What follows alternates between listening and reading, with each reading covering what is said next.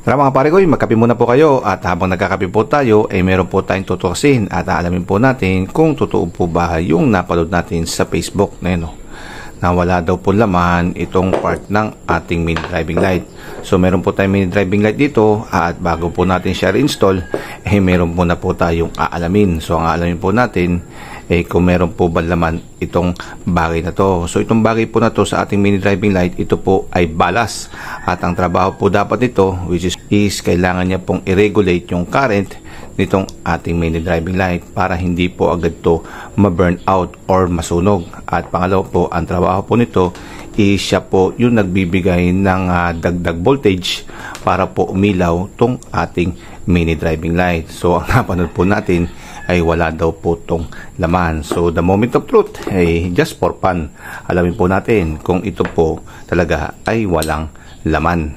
Ang brand nga pa pala nito is Lux Premium LED. So ito, tingnan natin kung totoo ba na wala tong laman. Ayan o.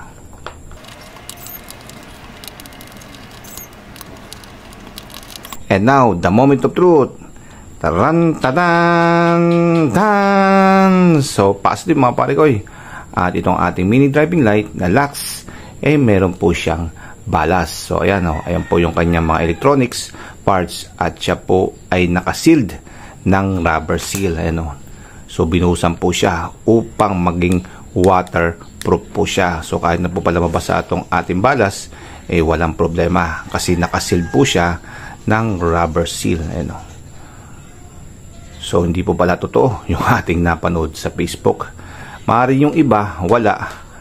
Talagang nandito po siguro. Nandito na pa sa ating mini driving light. So, itong sa atin, na ang kanyang brand ay Lux is meron po siya. So, yan. Confirm po natin. Tingnan rin po natin itong isa. Baka isa lang po ang meron. Ito po yung una natin binuksan at ito naman yung pangalawa at titignan din natin kung meron din po itong balas sa loob. So ito na, yun, positive mga pare ko.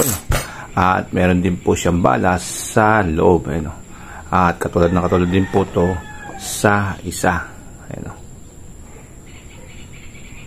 So ayan mga pare ko, confirm po na meron pong balas itong ating mini driving light. So hindi po kasi siya pwedeng walang balas.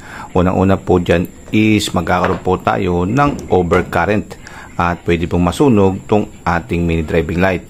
At pangalawa po is hindi po siya aandar dahil wala pong booster ng voltage upang pailawin siya. Kaya kailangan po talaga ng balas. So hanggang dito lang po yung ating video at napatunayan po natin itong ating mini driving light which is, ayun nga po, Lux yung kanyang brand is meron po siyang balas. So hanggang dito lang po yung ating video. Paalam sa inyo mga pare ko at ikakabit ko na po itong ating mini driving light. Paalam!